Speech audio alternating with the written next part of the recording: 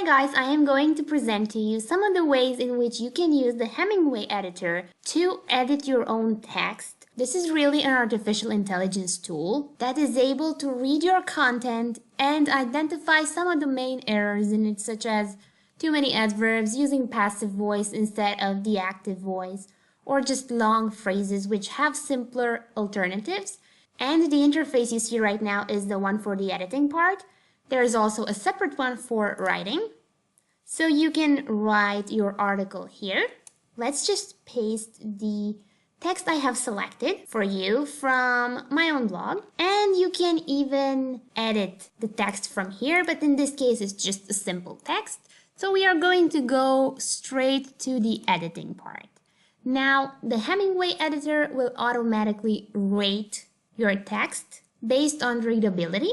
In this case, it got an 8th grade, which means it's good, but it can be improved. And you also get the number of words that you have. And obviously, it's all detailed according to reading time, so how long it will take people to read the text, in this case 2 minutes and 13 seconds, how many letters you've got, and so on with other small details which are not as important as this part. Now essentially the way in which this tool works is that you are going to go and look at each highlighted part and what it means. In this case, you have this reddish tint here. The text in red means that the sentences are a bit hard to read. In this case, it's best to just break the sentence into 2 different ones. This whole idealization of what the perfect place to work from is like has gone to the extent of being generalized to a common place, a building where people come and go, buy what they need or like, and interact with other people. Now from the very beginning, what you'll notice here is in green the passive voice. Now this is not always a mistake. In this case, the passive voice is fine. Now remember that Hemingway is not a perfect tool. There is no possibility yet for artificial intelligence to tell whether a text is right or not, whether you've really made a mistake or what you wrote is fine actually. So for this phrase, I'm just going to separate it into 2 different sentences.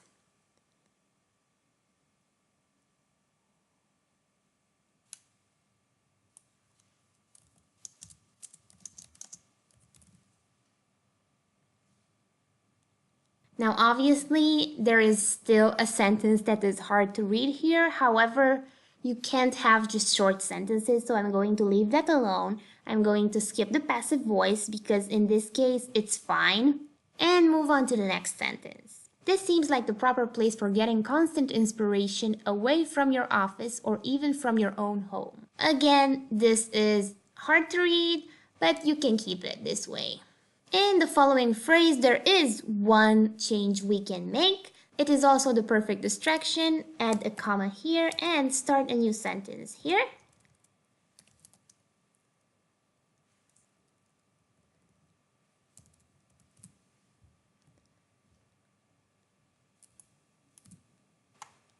Then the final phrase for this paragraph. The coffee shop has now become the most commonly named place as being an ideal, perfect working space for writers in particular. Now the mistake here is not the adverb. You can leave this adverb there if you want to. It's not necessary. If you had kept just the most named place, it would have been fine. But notice these 2 words that refer to the same thing, so you can just delete one of them. Then this in particular part is useless, and you've got a sentence that is easy to read just by removing some fluff. And another very hard to read sentence. I used to think I was only able to write in closed, peaceful, and quiet surroundings. We can end the sentence here.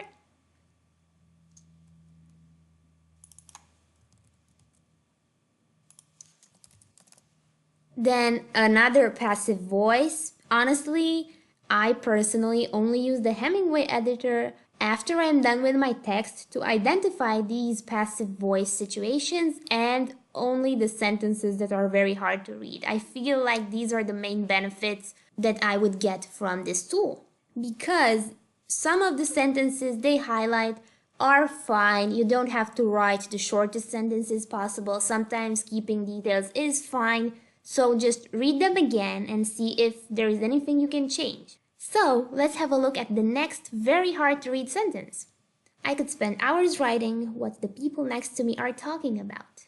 Books, history, time, contracts. And here, I could start another sentence. But the Hemingway editor only considers a sentence as ended when you add a full stop. So I'm just going to leave it like this for more effect and start a new sentence here. Honestly, the way in which I imagined this article was exactly with these cues that the Hemingway editor is identifying as very hard to read, which is true sometimes, but without them I wouldn't have the effect I want, so I'm just going to leave them this way. And then as a general practice again for sentences that the Hemingway editor identifies as hard to read, just read them again and make some appropriate changes. Finally, for the last paragraph, there is one last very hard to read phrase. Just read it again. Now I'm just going to remove some of the words that are not really important for me to send the message across.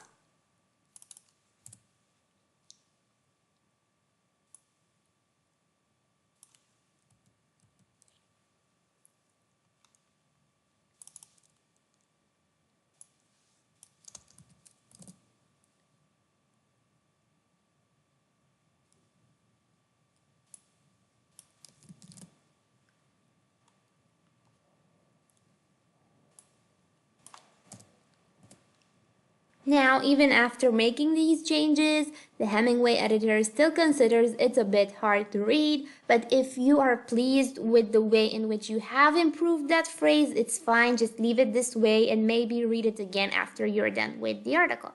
Now in this paragraph, the tool also recommends that I remove some adverbs, like in this case, surely. I would prefer to leave it here because it emphasizes my certainty in this case. Also, just, I usually delete just, but in this case, I really need to put emphasis on the fact that I have only one laptop. Then I'm going to fix the WordPad word. Delete finally one adverb that is useless. And check the final sentences of this paragraph. Make a few small tweaks.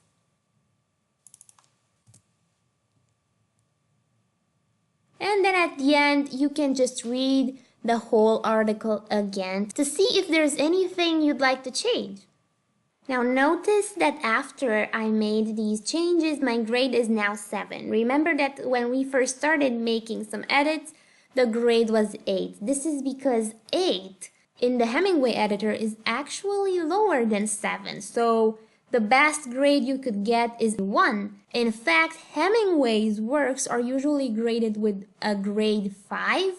And anything that is above 9 is considered not so good, but I do not want you to put emphasis on what your grade is. What I want you to remember after editing all of your articles is that as long as you don't have any serious mistakes, phrases that readers just won't be able to understand at all, or words that are really useless, there is no point in worrying about the grade that you got or trying to get a better grade. In the end, it's all about making the article more appealing to the person who is going to read it, not to any type of editor tool online.